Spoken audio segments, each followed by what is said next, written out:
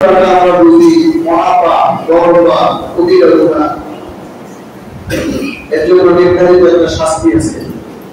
নামাজ আদায় না করার জন্য কবিরা গুনাহ, আরো বড় গুনাহ, এর জন্য তো শাস্তি আরো বেশি ভয়াবহ। কিন্তু নামাজ আদায় যে করছে না, এটাকে কোনো অপরাধ মনে করছে না, কিন্তু চুরি করাটাকে অপরাধ মনে করছে, জিনাটাকে অপরাধ মনে করছে। এগুলি আমাদের ইসলামের ব্যাপারে কম ধারণা থাকার ফলে এই সকল চিন্তাধারা আমাদের ভিতরে লালিত হয়।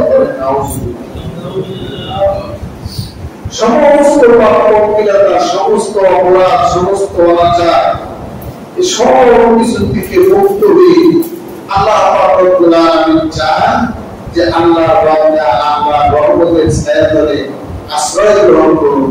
সুবহানাল্লাহ। এজন্য আল্লাহ পাক রব্বুল আলামিন কতদিন সুযোগ দিয়ে রেখেছেন, কিভাবে আমাকে আপনাকে ক্ষমা করবেন, কিভাবে আল্লাহ পাক রব্বুল আলামিনের রহমতের ছায়াতলে আশ্রয় গ্রহণ করব। এ ব্যাপারে আল্লাহ পাক রব্বুল আলামিন পবিত্র কালামে হাকিমের মধ্যে ইরশাদ করে বলেন, ইয়া ইবাদিয়াল্লাযীনা আসরাফু আলা আনফুসিহিম লা তাকনাতু মির রাহমাতিল্লাহ। আল্লাহ পাক রব্বুল আলামিন বলেন, হে রাসূল আপনি বলে দিন, ইয়া ইবাদ, হে আমার বান্দা সকল, আল্লাযীনা আসরাফু, যারা জুলুম করেছো, যারা অন্যায় করেছো, আলা আনফুসিহিম, তোমরা নিজেদের উপরে, লা তাকনাতু মির রাহমাতিল্লাহ, তোমরা আল্লাহ পাক রব্বুল আলামিনের রহমত থেকে নিরাশ হয়ো না। ইন্নাল্লাহা ইয়াগফিরু যুনুবা জামিআ, নিশ্চয়ই আল্লাহ পাক রব্বুল আলামিন তোমাদের জিন্দেগীর तमाम গুনাহ খাতাগুলি মাফ করে দিবেন। ইন্নাহু হুয়াল গফুরুর রহিম, কেন তিনি ক্ষমা করবেন, এজন্য আল্লাহ পাক রব্বুল আলামিন ইনার দুইটি বৈশিষ্ট্যগত নাম উল্লেখ করেছেন। আল্লাহ পাক রব্বুল আলামিন বলেছেন, নিশ্চয়ই জ্ঞাপক, আল্লাহ পাক রব্বুল আলামিনের নাম উল্লেখ করার পূর্বে আল্লাহ পাক রব্বুল আলামিন বলেছেন, আল্লাহ ইন্নাহু, নিশ্চয়ই তিনি, হুয়াল গফুর, তিনার বৈশিষ্ট্য তিনি ক্ষমা করে দেন, বলেন সুবহানাল্লাহ। রহিম, তিনি শুধুমাত্র ক্ষমাই করে দেন তাই নয়, আবার তিনি দয়ালু, বলে সুবহানাল্লাহ। আল্লাহ পাক রব্বুল আলামিন হাবিব সাল্লাল্লাহু আলাইহি ওয়াসাল্লামের মাধ্যমে পবিত্র কোরআনুল কারীমের মাধ্যমে বিশ্ব মানবতাকে জানিয়ে দিলেন, তোমরা যারা নিজেদের উপরে জুলুম করেছো, অর্থাৎ গুনাহ করেছো, আল্লাযীনা আসরাফু আলা আনফুসিহিম, যারা নিজেদের সঙ্গে অন্যায় করেছো, মানে গুনাহ করেছো, তার মানে দুনিয়ার জমিনে আমরা যত অন্যায় কাজ করি, যত গুনাহের কাজ করি, এই সমস্ত গুনাহের কাজগুলি প্রকার অন্তরে নিজেদের উপরে জুলুম করা হয়, বলেন নাউযুবিল্লাহ। আল্লাহ পাক রব্বুল আলামিন আমাদেরকে গুনাহ ছাড়তে বলেন। আমরা দুনিয়ার সমস্ত মানুষগুলি যদি গুনাহগার হয়ে যায়, আল্লাহ পাক রব্বুল আলামিনের ক্ষতি। কেন আমাদেরকে গুনাহমুক্ত হওয়ার কথা বলেন? আমার আপনার জীবন, যে বডি, আপনি বহুত সৃষ্টি করেছেন মহান আল্লাহ পাক রব্বুল আলামিন, আর আমি আর আপনি যদি নিষিদ্ধ কাজগুলি করি, বর্জিত কাজগুলি করি, আল্লাহ পাক রব্বুল আলামিন হাবিব সাল্লাল্লাহু আলাইহি ওয়াসাল্লামের মাধ্যমে সেই কাজগুলি গুনাহের কাজ হিসেবে সাব্যস্ত করেছেন। এই সমস্ত গুনাহের কাজের কোন একটা যদি আমি আর আপনি করি, তাহলে প্রকারান্তরে নিজেরাই নিজেদের ক্ষতি করে বসি, জবান খুলে বলেন নাউযুবিল্লাহ। একটা উদাহরণ, ছোট্ট একটা উদাহরণ। মানুষ অনেকে গোপনে জেনা করে, জেনাখোর আছে না নাই? জেনার মধ্যে আলাদা একটা মজা পায়, একটা স্বাদ পায়। জেনাটাকে আল্লাহ রব্বুল আলামিন হারাম করেছেন, কবিরা গুনাহ করেছেন। আল্লাহ রব্বুল আলামিন পবিত্র কালামে হাকিমের মধ্যে ইরশাদ করে বলেন, ওয়ালা তাকরাবু জিনা, জিনা করা দূরের কথা, আল্লাহ রব্বুল আলামিন বলেন জিনা নিকটবর্তী হইও না। জবান খুলে বলেন নাউযুবিল্লাহ। জিনার মধ্যে তো আমরা একটা শান্তি পাই প্রাথমিক, যারা জিনা করে প্রাথমিক একটা মনের শান্তি, শারীরিক শান্তি। এজন্য গোপনে অপ্রকাশ্যে জিনার দিকে অনেকে ধাবিত হয়, কিন্তু আল্লাহ রব্বুল আলামিন জিনার নিকটবর্তী হওয়ার জন্য নিষেধ করেন কেন? আল্লাহ রব্বুল আলামিন মানব বডি, মানব স্ট্রাকচারটা এমন সুন্দরভাবে, এমন দয়া করে, মায়া করে, আদর করে, যত্ন করে তৈরি করেছেন। আল্লাহ রব্বুল আলামিন বলেন, তুমি যদি খাবে খাবে নোংরা পানি খাওয়ার জন্য ঘুরো, ওই পানিটা তোমার শরীরে গিয়ে শুট করবে না। তোমাকে আমি তোমার বডিটা যেভাবে তৈরি করেছি, এইভাবে যদি তুমি তোমার জীবন পরিচালনা করো অন্যায় পথে, তাহলে তুমি রোগ শোকে আক্রান্ত হয়ে যাবে। তুমি একা হবে না, তোমার মাধ্যমে সমস্ত পরিবেশটাই দূষিত হয়ে যাবে। জবান খুলে বলেন নাউযুবিল্লাহ। এটা 1500 বছর পূর্বের মুসলমানের অবস্থা, কিন্তু 1500 বছর পরে বিজ্ঞান গবেষণা করে দেখলো এই রোগ আবিষ্কার করলো না। এটা কেন হয়? এটা হওয়ার মূল কারণ হচ্ছে জিনা। এর কোনো প্রতিকার নেই, কোনো ঔষধ আবিষ্কার করতে পারে নাই। আর যেই ব্যক্তি এই রোগে আক্রান্ত হয়, তার মাধ্যমে তার থেকে শুধু একভাবে না, বিভিন্ন ভাবে পুরা সমাজ এই রোগে আক্রান্ত হয়ে যেতে পারে। জবান খুলে বলেন নাউযুবিল্লাহ। তাহলে একটা হারাম কাজ সাময়িক মজা পাওয়ার জন্য কোন ব্যক্তি করলো, আল্লাহ পাক রব্বুল আলামিন 1400 বছর 1500 বছর পূর্বে হাবিবে আকরাম সাল্লাল্লাহু আলাইহি ওয়াসাল্লামের মাধ্যমে পবিত্র কোরআনুল কারীমের ভিতরে কাজটিকে নিষিদ্ধ ঘোষণা করলেন, হারাম ঘোষণা করলেন। কিন্তু হারাম ভেবে ভেবে যারা এই কাজগুলি করলো, তাদের মাধ্যমে দুনিয়ার জমিনে সমস্ত মানবতা বিধ্বংসী মহামারী নামক একটি রোগ আবিষ্কৃত হয়ে গেল।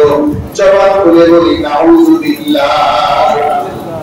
তাহলে গুনাহটা প্রচার করে আমাদের নিজেদের জন্য কি ক্ষতিকর? আমরা যে গুনাহ করে সাপ লাভ করি, আসলে এই গুনাহের মাধ্যমে আমরা আমাদের নিজেদের উপরে আমরা নিজেরাই জুলুম করি। জবাব বলে বলেন নাউযুবিল্লাহ। তাহলে অনেকে মদ পান করে, অনেকে এগুলি মনে হয় আপনারা জানেন না, নাকি বলেন? মদের বার আছে আমাদের দেশে, সে সকল জায়গায় লাইসেন্স প্রাপ্ত মানুষ আছে। দুনিয়ার জমিনের বিশ্ববিখ্যাত সমস্ত ডাক্তারগুলি যদি এই অবৈধ পানীয়গুলির লাইসেন্স দিয়ে থাকে, শুধু রাষ্ট্র নয়, এরপরে আল্লাহ পাক রব্বুল আলামিন এই পানীয়টিকে, এই খামরকে আল্লাহ পাক রব্বুল আলামিন হারাম করেছেন। হারাম। দুনিয়ার জমিনের সমস্ত ডাক্তারেরা একত্রিত হয়ে এটাকে যদি বৈধ করার চেষ্টা করে, এর থেকে যদি কোনো ফায়দা নেওয়ার চেষ্টা করে, ফায়দা তো হবেই না, ওই ডাক্তারের 14 গোষ্ঠী পর্যন্ত ধ্বংস হয়ে যাবে। জবাব খুলে বলেন নাউযুবিল্লাহ। আবার এর সঙ্গে আরো কত নেশা জাতীয় বস্তু যেগুলি আমাদের মতো হুজুরদের ধারণাই নাই। বিড়ি, সিগারেট, গাঁজা, মদ, এখন আবার একটা বাইরে হইতে গিয়ে আবার এই জাতীয় যেগুলি অতি পরিচিত, এগুলি নাম আমরা শুনি, নাকি বলেন? কিন্তু সাপ বলার কায়দা আমাদের নাই। কারণ আমরা এই স্বাদ নিতেও চাই না। আল্লাহ রব্বুল আলামিন আমাদের সবাইকে হেফাজত করুন, সকলেই জবাব করে নিয়ে আল্লাহুম্মা আমিন। এই সমস্ত হারাম বস্তুগুলি গ্রহণ করার কারণে মানুষের উপকার হয় না ক্ষতি হয়? আর একটু জবাব করে বলতে হবে, উপকার হয় না ক্ষতি হয়? শুধুমাত্র এই ব্যক্তি এই সকল ক্ষতিকারক বস্তুগুলি গ্রহণ করে শুধুমাত্র সেই ক্ষতিগ্রস্ত হয়, নাকি তার মাধ্যমে সমাজও ক্ষতিগ্রস্ত হয়, তার মাধ্যমে দেশও ক্ষতিগ্রস্ত হয়, তার মাধ্যমে বিশ্ব মানবতা ক্ষতিগ্রস্ত হয়? এজন্য আল্লাহ রব্বুল আলামিন বলেন, ইয়া ইবাদিয়াল্লাযীনা আসরাফু আলা আনফুসিহিম, গুনাহ করার মাধ্যমে তুমি তোমার নিজের উপরেই জুলুম করো। গুনাহ করার সময় বুঝো না, তোমার কাছে ভালো লাগে, তোমার কাছে আরাম লাগে, কিন্তু এই গুনাহগার প্রকারান্তরে তোমার নিজের উপরেই তোমার জুলুম করা হয়। জবান খুলে পড়ে নেই নাউযু বিল্লাহ। বিষয়গুলি ভিতরে বসানো লাগবে। ভিতরে যদি বসে, তাইলে যে ব্যক্তি বুঝে যে এক নম্বরে মদ হারাম, দ্বিতীয় নম্বরে মদ নেশা জাতীয় সমস্ত বস্তুর একটা উদাহরণ হিসেবে এই শব্দটাকে উল্লেখ করছি। আল্লাহ রব্বুল আলামিন পবিত্র কোরআন কারীমের মধ্যে এই শব্দটাকে এইভাবে উল্লেখ করেছেন। ভালো করে বুঝেন। বিষয় কিন্তু আমাদের মতের উপরে না, বিষয়ের উপরে আপনাদের বলতে হবে। আমি কিন্তু নির্দিষ্ট একটা বিষয়ের উপরে আলোচনা করার চেষ্টা করি। এগুলি কি আপনারা বুঝেন? আমার কথাগুলি কি আপনারা বুঝেন?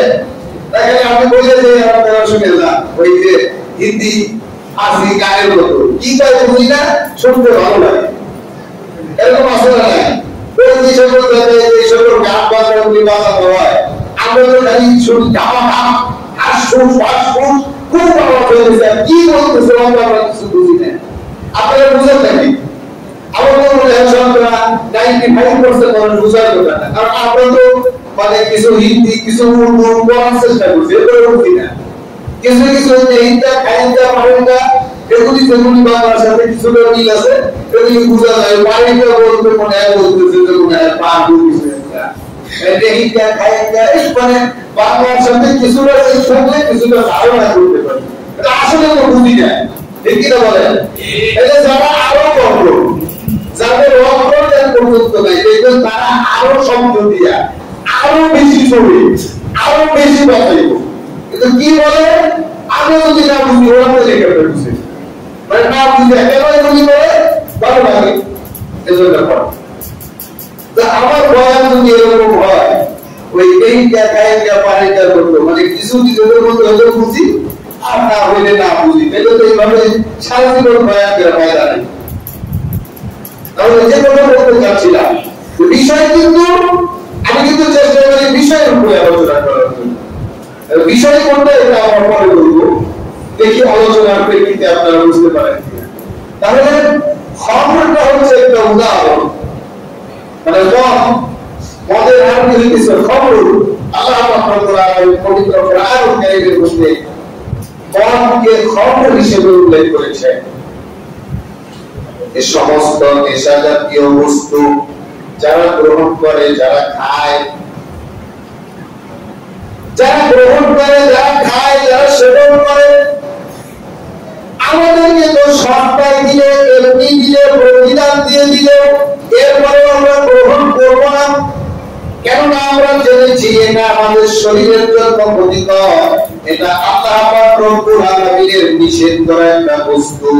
এটা শুধুমাত্র আমার জন্য ক্ষতিকর নয়, আমার পরিবারের জন্য ধ্বংসের কারণ, আমার সমাজের জন্য ক্ষতির কারণ, আমার রাষ্ট্রের জন্য মহা বিপদের কারণ। এই জন্য এই মহা বিপদযুক্ত বস্তুগুলিকে আমরা স্পর্শ করব না। একটু জবাব করে বলেন নাউযুবিল্লাহ। ঠিক কি বলেন? কিন্তু যারা গ্রহণ করছে তারা কি উপকৃত হচ্ছে? ক্ষতিগ্রস্ত হচ্ছে। কিন্তু এই বিষয়গুলি যদি হৃদয়ে বসানো না থাকে, যে কোনো গুনাহ হোক, সেটা খামর হোক সেটা মদ, হোক সেটা ইয়াবা, হোক সেটা কোনো নেশা জাতীয় বস্তু, হোক সেটা জিনা, হোক সেটা চুরি, হোক সেটা যে কোনো ধরনের অপরাধ, হোক সেটা যে কোনো ধরনের ফরজ ইবাদত লঙ্ঘন করা, অর্থাৎ দুনিয়ার জমিনে যত গুনাহ রয়েছে এই গুনাহগুলিকে আল্লাহ পাক রব্বুল আলামিন আসরাম হিসেবে উল্লেখ করেছেন। এই গুনাহগুলি করা মানে নিজের উপরে সুজুদ করা। একটু জবাব খুলে বলেন নাউযুবিল্লাহ। তাহলে কি নিজেদের উপরে নিজেদের আর জুলুম করা যাবে? কি বলেন, আর জুলুম করা যাবে? আমরা আমাদের উপরে জুলুম করব? আমরা গুনাহের কাজ করব?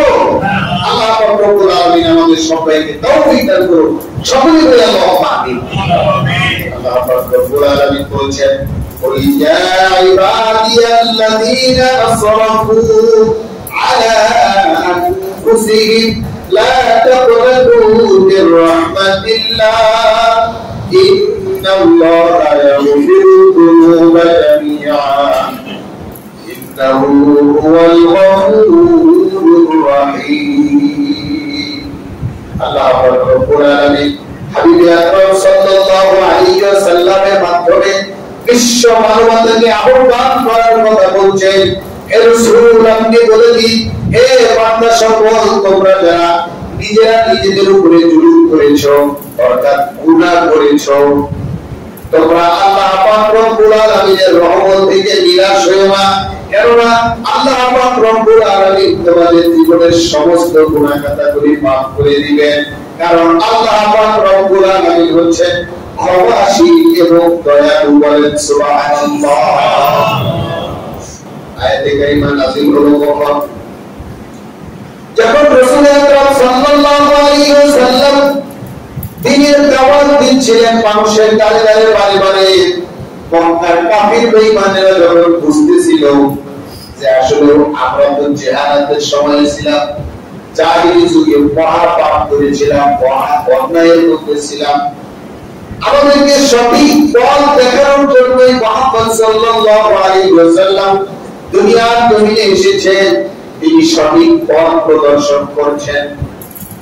অনেক বৃদ্ধ মানুষ আছে না, জীবনে অনেক অপরাধ করেছেন, তারা চিন্তা করতে লাগলো মুহাম্মদ যে দ্বীন নিয়ে এসেছে নিশ্চিতরূপে সে দ্বীন সত্য, এর মধ্যে কোনো ভুল নাই, কোনো ভেজাল নাই, কিন্তু এই দিনে এখন আমাদের প্রবেশ করে আর কোনো লাভ নাই। বলেন নাউযুবিল্লাহ। কেন লাভ নাই? জিহাদের সময় আমরা অপরাধের মহা সমুদ্রে নিমজ্জিত ছিলাম। আমরা মানুষ হত্যা করেছি, লুণ্ঠন করেছি, আমরা শিশুদেরকে হত্যা করেছি, নারীদেরকে নির্যাতন করেছি, আমরা মদ্যপ ছিলাম। এমন কোন দুনিয়ার জমিনের অপরাধ নাই যে অপরাধগুলি আমাদের মাধ্যমে সংগঠিত হয় নাই। এমন বড় অপরাধী বর্তমান সময়ে কোন মানুষকে বিবেচনা করলে আমাদের চাইতে বড় অপরাধী আর কেউ হইতে পারে না। সুতরাং এই অবস্থায় ইসলামের মধ্যে প্রবেশ করে কি হবে? আমাদের এত বড় বড় অপরাধের ক্ষমা তো হইতে পারে না। এরকম ধারণা নিয়ে অনেকে আফসোস করতো, সমাজে ঘুরে বেড়াইত যে আমি তো মাফ পাবো না, আমার তো অপরাধের শেষ নাই, মুহাম্মদের কাছে গিয়ে এখন আর দ্বীন গ্রহণ করে ইসলাম গ্রহণ করে কি লাভ হবে? এর প্রেক্ষিতে শুধুমাত্র সেই সময়ের অপরাধী নয়, শুধুমাত্র এই সময়ের অপরাধী নয়, আল্লাহ পাক রব্বুল আলামিন কিয়ামত পর্যন্ত বিশ্ব মানবতার জন্য সবচেয়ে আশাব্যঞ্জক এই আয়াতে কারিমা পবিত্র কোরআনুল কারীমের মধ্যে সাবমিট করে দিলেন। চিন্তা নাই, বুঝতে পেরেছো অপরাধ করেছো, নিজের উপরে জুলুম করেছো, তোমার জুলুম, তোমার অপরাধ, তোমার গুনাহ যদি পাহাড় সমপরিমাণ হয়, এরপরেও আল্লাহ পাক রব্বুল আলামিন তোমাকে ক্ষমা করার জন্য বান্দা যখন সমস্ত রাতব্যাপী গুনার কাজ করে, আল্লাহ পাক রব্বুল আলামিন সমস্ত দিনব্যাপী বান্দাকে ক্ষমা করার জন্য তিনার কুদরতি দুই হাত প্রসারিত করে থাকেন আর বলেন, আয় বান্দা আয়, সমস্ত রাত্রি অপরাধ করেছো, অপরাধের সাম্রাজ্যে নিমজ্জিত ছিল, করেছিলা, আমি তোমাকে ক্ষমা করার জন্য আমার দুইখানা হাত তোমার জন্য প্রসারিত করে দিলাম। আসো তুমি আমার কাছে ক্ষমা পাওয়ার জন্য আমার কাছে আসো। সমস্ত দিন অন্যায় অনাচার অপরাধের মধ্যে লিপ্ত থাকে, আল্লাহ রব্বুল আলামিন সমস্ত রাত বান্দার জন্য ক্ষমার দুইখানা কুদরতি হাত প্রসারিত করে দিয়ে বলেন, বান্দা তুমি সমস্ত দিন গুনাহ করতে করতে নিজেকে অস্থির করে ফেলেছো, দুর্বল হয়ে পড়েছো, ক্লান্ত হয়ে পড়েছো, ক্লান্ত পরিশ্রান্ত ভগবান্ত ভাঙ্গা হৃদয় নিয়ে আমার কাছে ক্ষমা পাওয়ার আশায় আমার দরবারে যে আমাকে একটা ডাক দাও, তোমার ডাক দিতে দেরি হবে, আমি তোমাকে ক্ষমা করতে দেরি হবে না। আল্লাহর হাবিব সাল্লাল্লাহু আলাইহি ওয়াসাল্লাম বলেন, আমার উপরে কোন ব্যক্তি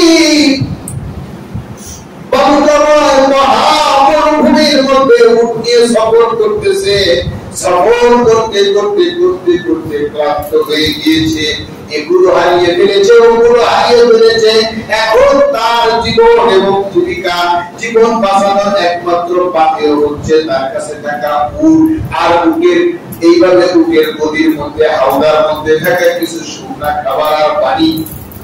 এটা যদি হারিয়ে যায় তাহলে তার জীবন নিঃশেষ হয়ে যাবে, সে তার জীবনকে ফিরে পাবে না।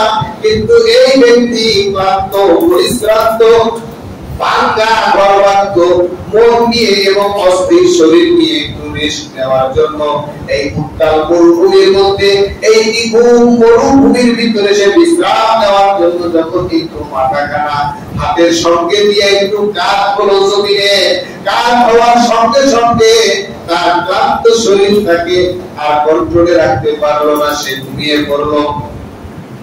হঠাৎ করে ঘুম ভেঙে দেখলো তার একমাত্র জীবন বাঁচানোর পথেও এই উট আর উটের হাওড়ায় থাকা কিছু শুকনো খাবার আর অল্প একটু পানি, কিন্তু এই উটটি নাই। এই লোকটি কেমন চিন্তিত হয়, কেমন ব্যতিব্যস্ত হয়, কেমন পেরেশানি হয়, কেমন বিপদগ্রস্ত হয়, কিভাবে সে আত্মবিলাপ করতে থাকে, হায় হায় এই এই এই মহাবনময় মরুভূমি আমি কিভাবে অতিক্রম করবো, আমার পেছনে যাওয়ারও কোনো রাস্তা নাই, সামনে যাওয়ারও কোনো রাস্তা নাই। কান্না করতে করতে এমন চিন্তায় নিমগ্ন হয়ে গিয়েছে, কাঁদতে কাঁদতে দুর্বল হয়ে আবার ওই ব্যক্তি ঘুমিয়ে পড়েছে। ঘুম থেকে এই যে চিন্তাযুক্ত মন নিয়ে ঘুমানোর কারণে আবার হঠাৎ করে ঘুম যখন ভেঙে গিয়েছে, ঘুম ভাঙার পরে তার চোখে পড়েছে তার উট তাকে রেখে যায় নাই, তার উটটার সম্মুখে আবার ফিরে এসেছে। বলেন সুবহানাল্লাহ। আল্লাহর হাবিব সাল্লাল্লাহু আলাইহি ওয়াসাল্লাম বলেন, কোন ব্যক্তি এরকম মহাবিপদে পড়ার পরে আবার তার উট দিকে যখন ফিরে পায়, ফিরে পাওয়ার পরে যখন ওই ব্যক্তি যেইভাবে খুশি হয়, আল্লাহর হাবিব সাল্লাল্লাহু আলাইহি ওয়াসাল্লাম বলেন, আল্লাহ রব্বুল আলামিনের কোন বান্দা যখন গুনাহে নিমজ্জিত হয়, গুনাহে গা ভাসিয়ে দেয়, আল্লাহ রব্বুল আলামিনের সারাকে ভুলে যায়, সে দুনিয়ার জমিনে সমস্ত ন্যায় কাজগুলিকে ভুলে জাহান্নামের পথে হাঁটে। আল্লাহ রব্বুল আলামিন ওই উঠানা ব্যক্তির মতো এইভাবে চিন্তিত ঘরমাক্ত হয়ে যান বান্দার জন্য। আর বান্দা যখন গুনাহ থেকে নিজেকে ফিরিয়ে নিয়ে আসে, আল্লাহ পাক রব্বুল আলামিন ওই ব্যক্তির চাইতে কোটি কোটি গুণ বেশি খুশি হয়ে যায়। এজন্য আল্লাহ পাক রব্বুল আলামিন আমাদেরকে কত ভালোবাসেন, আমাদের জন্য তাওবার দরওয়াজা আল্লাহ পাক রব্বুল আলামিন আল্লাহর হাবিব সাল্লাল্লাহু আলাইহি ওয়াসাল্লামের মাধ্যমে জানিয়ে দিলেন আমাদের জন্য তাওবার দরওয়াজা কতক্ষণ পর্যন্ত খোলা রাখেন। আল্লাহর হাবিব সাল্লাল্লাহু আলাইহি ওয়াসাল্লাম বলেন, ইন্নাল্লাহা ইয়াকবালু তাওবাতাল আবদি হাত্তা লাম ইউগারগির। বলেন সুবহানাল্লাহ। আল্লাহর হাবিব সাল্লাল্লাহু আলাইহি ওয়াসাল্লাম বলেন, আল্লাহ পাক রব্বুল আলামিন যতক্ষণ পর্যন্ত বান্দার গলা দিয়ে মউতের গ্যাঁটরানি না আসতে থাকে, অর্থাৎ মালাকুল মউত আজরাইল আলাইহিস সালাম যতক্ষণ পর্যন্ত রূহটা বের করে গলা পর্যন্ত নিয়ে না আসে, ততক্ষণ পর্যন্ত আল্লাহ পাক রব্বুল আলামিন বান্দার জন্য তওবার দরওয়াজা খোলা রাখে। আল্লাহর হাবিব সাল্লাল্লাহু আলাইহি ওয়াসাল্লাম বলেন, বান্দার জন্য দুইটি সময় ব্যতীত সব সময় আল্লাহ পাক রব্বুল আলামিন তওবার দরওয়াজা উন্মুক্ত রাখেন, তওবাকে কবুল করেন। বান্দা যদি ফিরে আসতে চায়, আল্লাহ পাক রব্বুল আলামিন তা করেন না। বলে সেই সময় কখন পর্যন্ত? আল্লাহর হাবিব সাল্লাল্লাহু আলাইহি ওয়াসাল্লাম বলেন, যতদিন পর্যন্ত সূর্য পূর্ব দিকে উদিত না হয়ে পশ্চিম দিকে উদিত না হয়, ততদিন পর্যন্ত আল্লাহ পাক রব্বুল আলামিন বান্দার জন্য তওবার দরওয়াজা খোলা রাখেন। আর যতদিন পর্যন্ত একেবারে মৃত্যু সন্নিকটে না এসে যায়, মৃত্যুর গ্যাঁটরানি শুরু না হয়ে যায়, ততদিন পর্যন্ত আল্লাহ পাক রব্বুল আলামিন বান্দার জন্য তওবার দরওয়াজা খোলা রাখেন। একটু জবান খুলে পড়ে নেই সুবহানাল্লাহ। সম্মানিত মুসলিয়ানে কেরাম, আমার প্রিয় ভাইরা, আমার যুবক ভাইরা, এই যে এই সুযোগগুলি পাওয়ার জন্য আমরা একজন এক একভাবে প্রিপারেশন নিয়ে আসি যে মরণ কি আমার এখনই আসবে, আমি তো এখনো বৃদ্ধ হই নাই।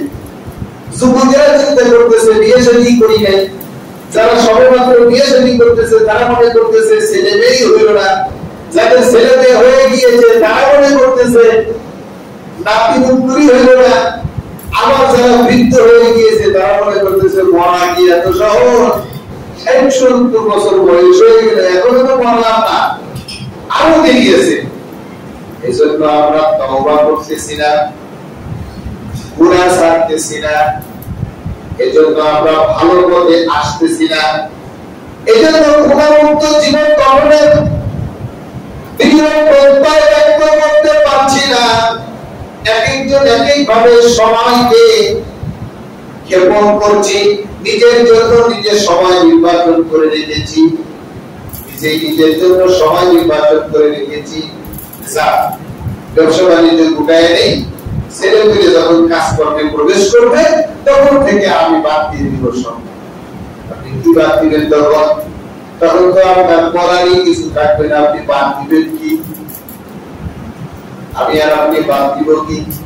আল্লাহ রব্বুল আলামিন অপরন্ত সুযোগ দিয়ে রেখেছেন, কিন্তু এই সুযোগের মধ্যে যে কত বড় জটিলতা আমার আপনার জন্য লুকিয়ে রয়েছে, এই বিষয়টি যদি আমি আর আপনি উপলব্ধি না করতে পারি, আমি আর আপনি যে সময়ের অপেক্ষা করছি ওই সময় তো আমার আর আপনার জন্য অপেক্ষা করছে না।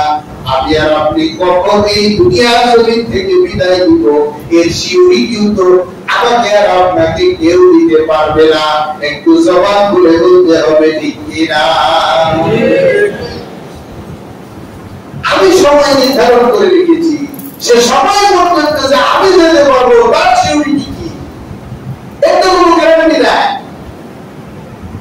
আল্লাহ রব্বুল আলামিন মওতের পূর্ব পর্যন্ত তওবার দরওয়াজা খোলা রেখেছেন, কিন্তু আমার আপনার মওত কখন হবে এটা তো আমি আর আপনি জানি না।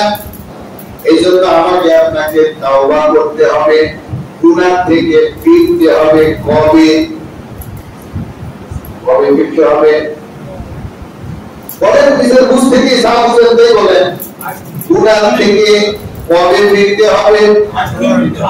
আরেকটু জবাব করে বলেন, কবে ফিরতে হবে? গুনাহ থেকে ফিরতে হবে, তাওবা করতে হবে। আজ থেকে নয়, এই মুহূর্ত থেকে, এখন থেকে যখন তাওবার বয়ান শুনলাম, এরপরে তাওবার জন্য 1 সেকেন্ড বিলম্ব করার সুযোগ আমার আর আপনার জন্য নাই।